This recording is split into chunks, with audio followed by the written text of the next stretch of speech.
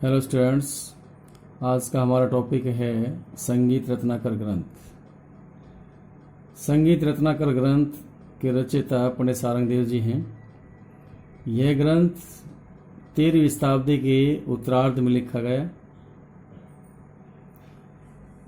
13वीं शताब्दी के उत्तरार्ध में लिखा गया।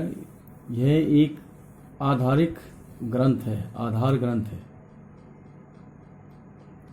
पंडित जी मूलतः कश्मीरी ब्राह्मण थे। इनके पिताश्री सौढ़ल बड़े विद्वान, बुद्धिमान एवं विनम्र व्यक्तित्व के स्वामी थे, जो राजा भिलव के दरबार में उच्च कर्मचारी थे। ऐसे महान गुणी के घर पंडित सारंगदेव जी का जन्म एवं पालन पोषण हुआ। पंडित सारंगदेव जी ने संगीत रत्ना ग्रंथ में 7 अध्याय, संगीत रत्नाकर ग्रंथ में 7 अध्याय हैं। सबसे पहला अध्याय है स्वर अध्याय।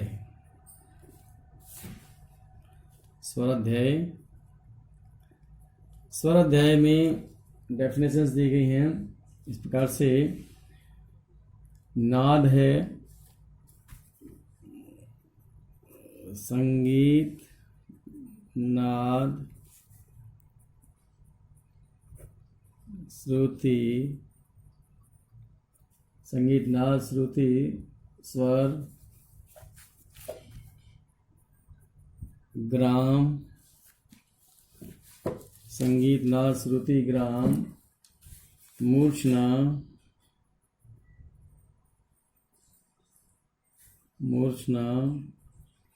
वर्ण, अलंकार, वर्ण अलंकार, गीति आदि की परिभाषा दी गई है। स्वर अध्याय में संगीत, नाद, श्रुति, स्वर, ग्राम, मूर्छना, वर्ण, अलंकार की परिभाषाएं इस प्रकार से परिभाषाएं दी गई हैं। सबसे पहले संगीत कि संगीत रत्नाकर ग्रंथ में संगीत की क्या डेफिनेशन दी है। पंडित सारंगदेव जी ने गायन, वादन और नृत्य तीनों कलाओं के समावेश को, गायन, वादन और नृत्य तीनों कलाओं के समावेश को, तीनों कलाओं के समावेश को संगीत माना है। तीनों कलाओं के समावेश को संगीत माना है और गायन को सबसे सर्वश्रेष्ठ माना है। गायन को सबसे सर्वश्रेष्ठ माना है। इन्होंने मुख्य रूप से 2 प्रकार का संगीत माना है। 2 प्रकार का संगीत कौन? मार्गीय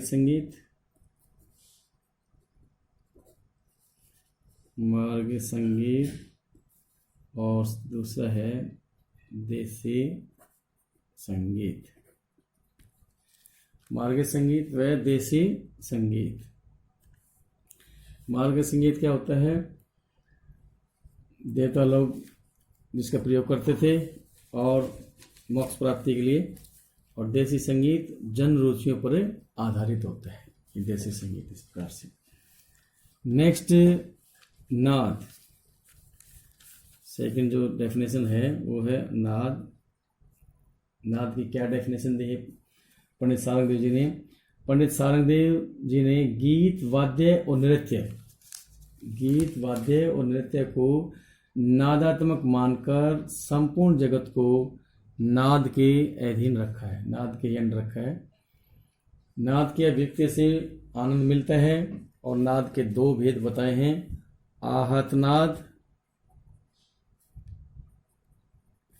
और दूसरा है अनाहत नाद।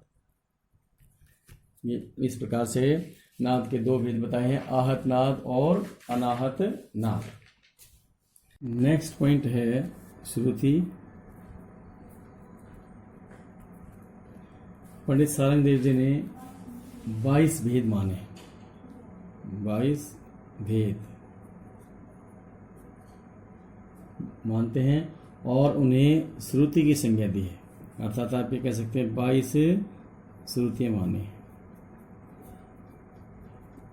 22 श्रुतियाँ मानी हैं।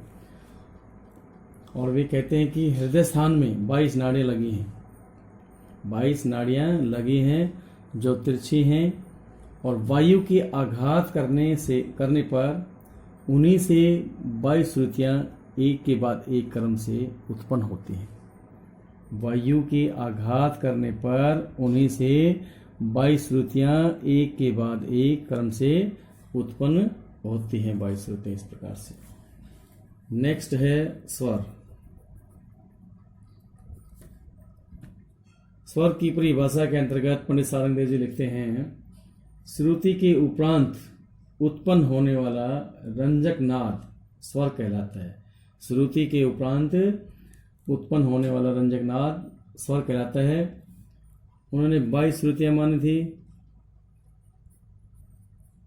और इन 22 श्रुतियों से 7 शुद्ध स्वर माने, 7 शुद्ध स्वर जिनके नाम हैं षडज, ऋषभ, गांधार, मध्यम, पंचम, दैवत और निषाद। और संक्षेप में जिन्हें हम कहते हैं सा रे ग म प ध नि, इस प्रकार से कहा जाता है। उन्होंने 7 शुद्ध और 12 विकृत स्वर अर्थात कुल 19 स्वर माने, 19 स्वरों का उन्होंने विवरण दिया है संगीत रत्नाकर ग्रंथ में। उनके स्वरों की विशेषता यह थी कि कोई भी स्वर अपने स्थान से हट जाने पर विकृत तो होता ही था, अपने स्थान पर रहते हुए भी अंतराल बदल जाने पर भी विकृत हो जाता था।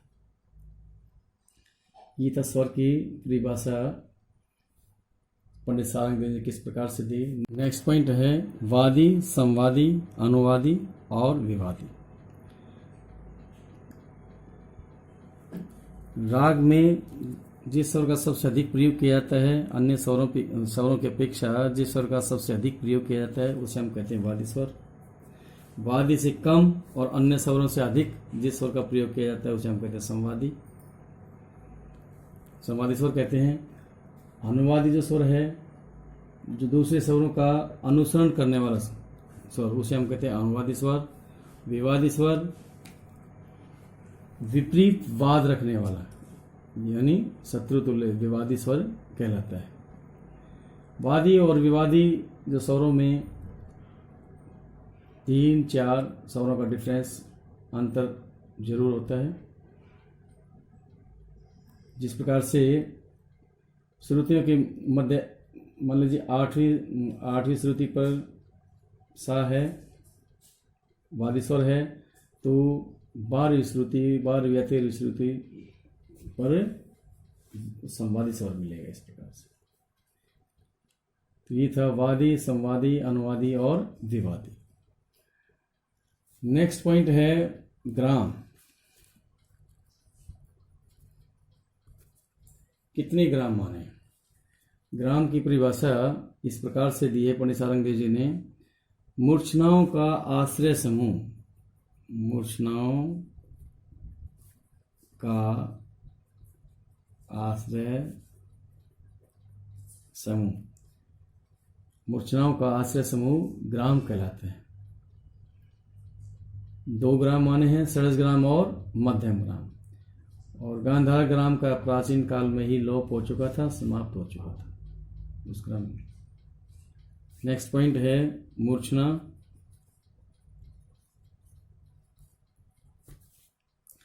सात स्वरों का क्रम से, 7 स्वरों का क्रम से 7 स्वरों का क्रम से आरोह अवरोह करना मूर्छना कहलाता है। मूर्छना षड्ज से 2 ग्राम है, षड्ज ग्राम और मध्यग्राम षड्ज ग्राम से 7, षड्ज ग्राम के 7 और मध्यग्राम के 7, कुल 14 मूर्छनाएं।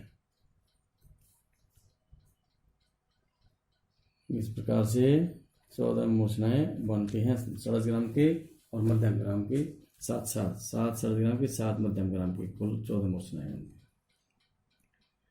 नेक्स्ट पॉइंट है वर्ण। गाने की क्रिया, गान क्रिया का स्वरों के पद आदि का विस्तार करने को वर्ण कहा है। वर्ण के 4 प्रकार हैं, स्थायी वर्ण, आरोही वर्ण, अवरोही वर्ण और संचारी वर्ण। इस प्रकार से नेक्स्ट है अलंकार।